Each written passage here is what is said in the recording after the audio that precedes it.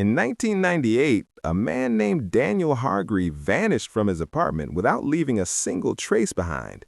There were no signs of a struggle, no forced entry, no witnesses, and no explanation that made sense to the police. The only thing left behind was a cassette recorder sitting in the center of his living room, still running when officers arrived.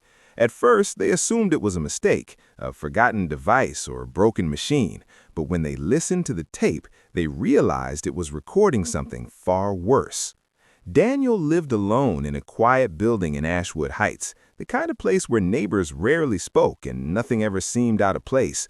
But 2 weeks before his disappearance, people began hearing strange sounds coming from his apartment late at night. Not music, not voices, knocking. Slow, deliberate knocking that came from inside the walls. Maintenance found nothing wrong. No animals, no loose pipes, nothing that could explain it.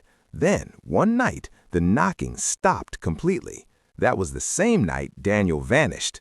When investigators pressed play on the tape, all they heard at first was static and breathing, slow and uneven, as if someone were standing too close to the microphone. Then Daniel's voice came through, calm but strained, explaining that something was moving inside the walls of his apartment. He said he thought it was pipes at first, but pipes didn't whisper his name. As the recording continued, the fear in his voice grew more obvious. He described hearing scratching sounds that followed him from room to room, learning the layout of his home, learning him. At one point, he admitted that the thing only moved when the recorder stopped. That was when he realized it was afraid of being recorded. Hours later in the tape, his voice returned, shaking now, barely holding together. He said it had learned how he sounded, that it had started copying him. In the background, something could be heard breathing, slowly and patiently, not quite human. Then came a knock, soft and deliberate, followed by a voice that sounded exactly like his own, calmly asking to be let in. Daniel began to cry. He whispered that it was standing right outside the door. The recorder fell to the floor as he ran, footsteps pounding, a door slamming shut. Then, silence. Nearly a full minute passed before another sound appeared on the tape. A slow inhale. A voice, calm and wrong, stating simply, "He stopped recording." The tape clicked off after that. No body was ever found.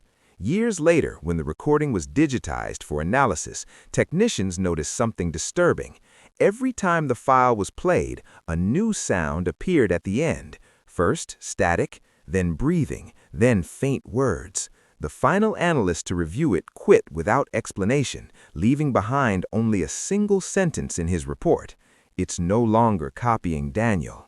Because at the very end of the most recent playback, just before the file cut to silence, a whisper could be heard, close and intimate, as if spoken directly into the listener's ear.